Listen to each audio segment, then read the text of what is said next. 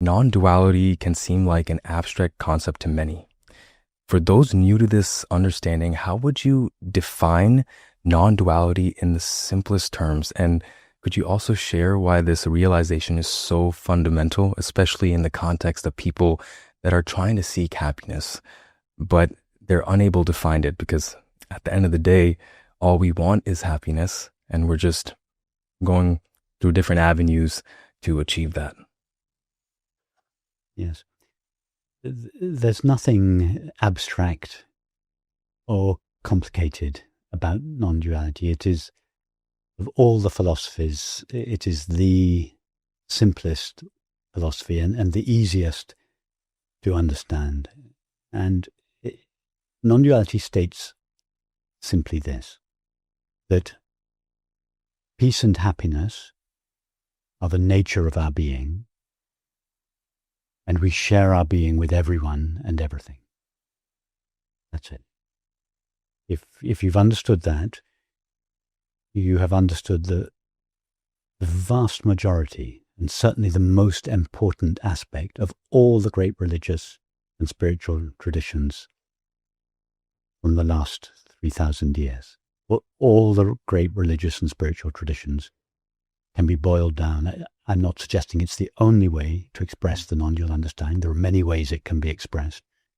But one way would be simply, peace and happiness are the nature of our being, and we share our being with everyone and everything.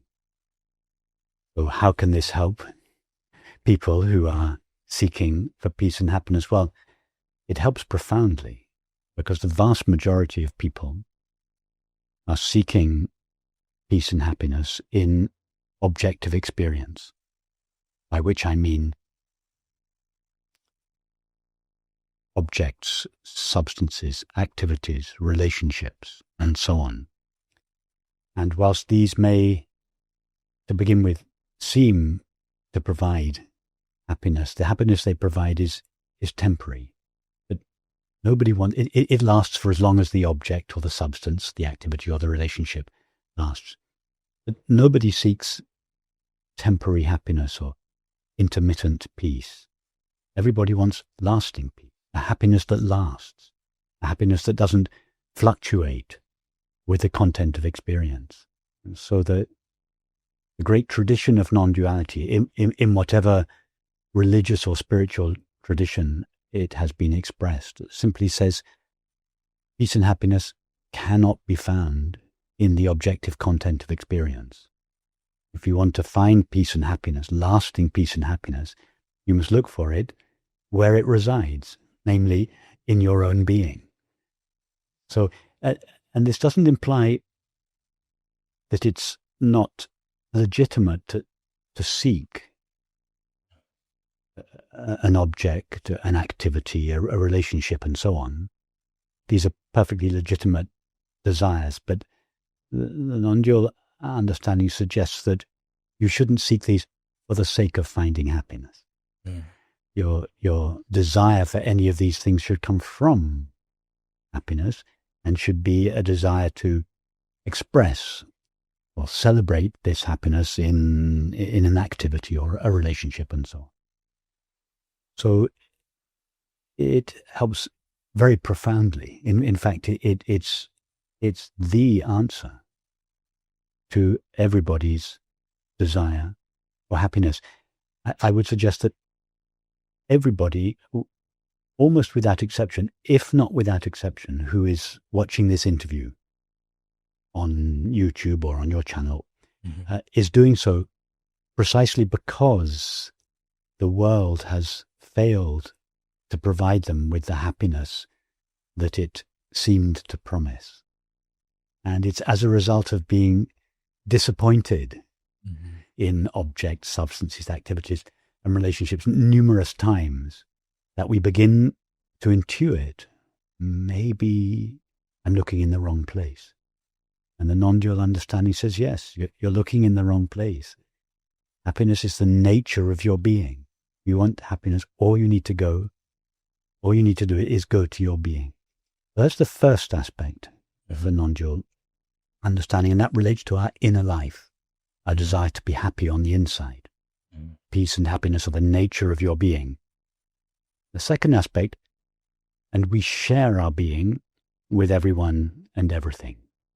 Now, this felt sense of our shared being is the familiar experience that we all refer to as love.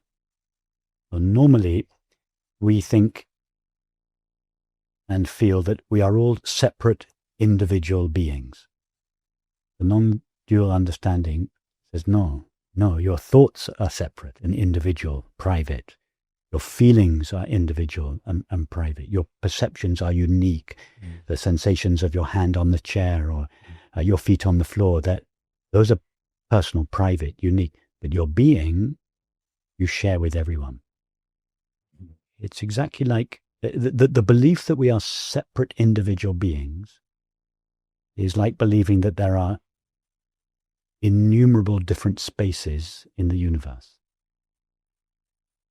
One individual space for your kitchen, one individual space for your bedroom, one individual space for your office, an individual space for your next door neighbor. In other words, millions of individual spaces. No, there's one vast space in the universe, seemingly enclosed or contained within the four walls of each building, but not really so.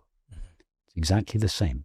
Non-dual understanding suggests that there is one infinite and indivisible being, seemingly enclosed in and located in, limited to each of our bodies, but it's not really like that. Just as there is the space in the room in which you and I are now sitting, is the same space as your kitchen at home, so my being and your being and everyone's being is the same being. And this is far from being abstract and philosophical, and this felt sense of our shared being is the familiar experience that each of us know as love. In other words, the non-dual understanding says that peace and happiness are the nature of being on the inside, and love is the nature of being on the outside. Love and beauty are on the outside.